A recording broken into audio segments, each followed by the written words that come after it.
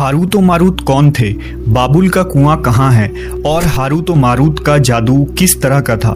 ये वो पुरअसरार सवालात हैं जिनके जवाब तो बहुत हैं और लिखने वालों ने भी बहुत कुछ लिखा है, लेकिन उन किस्से कहानियों में हकीकत को तलाश करना गहरे समुंदर से मोतियां निकालने के बराबर है। हारूत व मारूत के मुतालिक बुनियादी तौर पर दो तरह की रवायतें मिलती हैं, एक वो जो कुरान व हदीस और ताबईन के अक़वाल में मौजूद है और दूसरी वो जो तौरेत व इंजील और इसराइली रिवायतों में आती है, जबकि उन इसराइली रिवायतों को बेशतर उलमा और मुवर्रिखीन ने तायद की है। इस वीडियो में हम उन दोनों तरह की रिवायतों और वाक़यात को मुकम्मल पेश करेंगे। रिवायतों के मुताबिक हज़रत इदरीस अलैहिस्सलाम के ज़माने में एक मरतबा आसमान और ज़मीन के दरमियान से पर्दों को हटा दिया गया तो फरिश्तों ने ज़मीन में आबाद इंसानों को देखकर ताज्जुब किया और बोले, या रब्बुल आलमीन, हम तो गुनाह के करीब भी नहीं जाते, जबकि ये बनी आदम गुनाहों में इतने मुब्तला हैं। अगर हम उनकी जगह होते तो कभी तेरी नाफरमानी ना करते। अल्लाह ने इरशाद फरमाया, इंसानों को गुस्सा और शहवत दी गई है, अगर ये चीज़ें तुम्हें दी जाए तो तुम भी इसी तरह गुनाह में मुलव्वस हो जाओगे।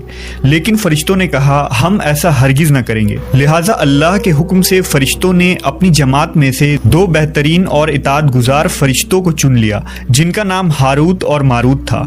अल्लाह ने उन दो फरिश्तों में इंसानी फितरत और शहवत डालकर दुनिया में भेजा। वो शहर बाबुल में दो खूबसूरत इंसान बनकर आए और काजी के काम पर मुकर्रर हो गए, जहां वो लोगों के दरमियान फैसले किया करते थे। एक दिन उनके पास एक औरत अपना मुकदमा लेकर आई और कहा कि उसका शौहर उसे बहुत परेशान करता है। हारूत व मारूत ने जब उस औरत को देखा तो वो उसकी खूबसूरती और हुस्न से मरऊब हो गए और उस पर आशिक हो गए। उन्होंने उस औरत से जिना की ख्वाहिश की तो औरत ने उनसे कहा, तुम्हारी ये ख्वाहिश मैं तभी पूरी करूंगी जब तुम बुत की पूजा करो, शराब पियो या मेरे खाविंद को कत्ल कर दो।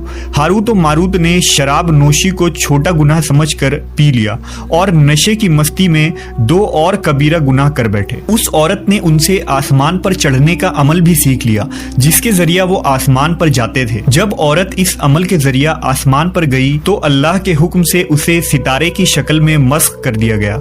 चूंकि उस औरत का नाम ज़ोहरा था, इसलिए वो सैयारा ज़ोहरा कहलाया, जिसे आज वीनस कहते हैं। इस गुनाह की वजह से हारूत व मारूत खुद वो इसमें आज़म भूल गए जिसे पढ़कर वो आसमान पर जाते थे और बतौर सज़ा उन्हें बाबुल के एक कुएं में उल्टा लटका दिया गया, जहां वो ता क़यामत यूं ही कैद रहेंगे। ये एक इसराइली रवायत है जिसे इमाम इब्न कसीर और फ़खरुद्दीन राज़ी जैसे मुफस्सरीन अफसाना और मन घड़त कहानी करार देकर सख्ती से रद्द कर देते हैं। वहीं इमाम सयूती जैसे उलमा इस रिवायत को मुस्तनद मानते हैं। हारूत व मारूत और चाहे बाबुल के सिलसिले में एक और रिवायत कसरत से बयान की जाती है, जिसके मुताबिक एक ज़माना ऐसा था जब शहर बाबुल रुए ज़मीन पर तहजीब व तमद्दुन का मरकज़ था। यहाँ के लोग बातिल खुदा की परस्तिश किया करते थे। ये लोग अपनी किस्मत उनसे वाबस्ता समझते थे, इसलिए इल्म नजूम और इल्म फल्कियात में बड़े माहिर थे। उनके बुतकदों में सितारों की पूजा की जाती थी। ये लोग जादू, तंत्र मंत्र, सिफली को बहुत अहमियत देते और इस इल्म के जरिया मुआशरे में खूब फसाद फैलाते थे। ये लोग तिलिस्म, जादू, तंत्र मंत्र में बहुत आगे बढ़ गए। उनमें बड़े बड़े जादूगर मौजूद थे। उनकी तारीखी किताबों में जगह जगह जादू और तंत्र मंत्र ही नजर आता है। उनका जादू दूर दूर तक मशहूर था। मुख्तसर ये कि उस शहर का बाशिंदा होना ही जादूगर होने की अलामत थी।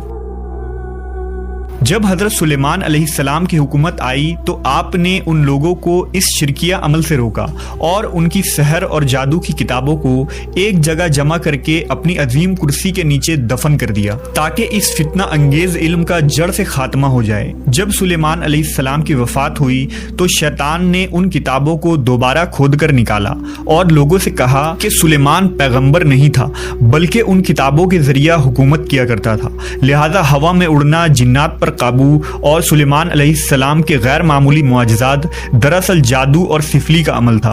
बनी इसराइल ने उसकी पैरवी की और उन किताबों को पढ़ना शुरू कर दिया। लिहाजा दोबारा ये शर अंगेज इल्म इस कौम में सुरायत कर गई।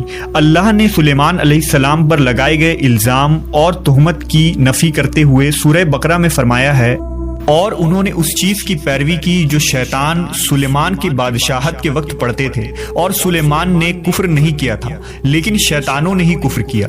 لوگوں کو جادو سکھاتے تھے، اور اس چیز کی بھی جو شہر بابل میں ہاروت و ماروت 2 فرشتوں پر اتارا گیا تھا، اور وہ کسی کو نہ سکھاتے تھے جب تک یہ نہ کہہ دیتے کہ ہم تو صرف آزمائش کے لیے ہیں، تو کافر نہ بن۔ لہذا جب یہ سحر کا علم بابل میں عام ہو گیا اور لوگوں کی تکلیف اور پریشانی کا باعث بن گیا، تو اللہ نے 2 فرشتوں کو انسانی صورت میں مامور کیا کہ وہ جادو کے عوامل اور اسے باطل کرنے کا طریقہ لوگوں کو سکھائیں تاکہ وہ جادوگروں کے فساد اور شر سے محفوظ رہ سکے۔ لیکن یہ تعلیمات غلط مقصد کے لیے بھی استعمال ہو سکتی تھی۔ حالانکہ وہ فرشتے لوگوں کو تنبیہ کرتے تھے اور ان کے لیے صراحتاً کہتے تھے کہ یہ تمہارے لیے ایک طرح کی آزمائش ہے، لیکن پھر بھی وہ لوگ ایسے کاموں میں پڑ گئے جو انسانوں کے لیے ضرر اور نقصان کا باعث تھا۔ بعض عربی داستانوں میں اس کنویں کا ذکر بھی ملتا ہے جہاں کئی لوگ پہنچے اور ہاروت و ماروت سے ملاقات کر کے جادو کا علم بھی سیکھا، جبکہ بعض مورخین کا کہنا ہے کہ عراق کے شہر حلہ کے قریب ایک کھنڈر میں موجود قدیم کنواں ہے جہاں سے بابل کی سرحد شروع ہوتی تھی۔ یہ اس کنویں کو ہی چاہے بابل قرار دیتے ہیں۔ بہرحال اس واقعے سے یہ سبق ملتا ہے کہ سفلی اور جادو ایک شرکیہ عمل ہے، مگر یہ کہ اس کا استعمال فساد اور شر پسندی کے خاتمے کے لیے کیا جائے۔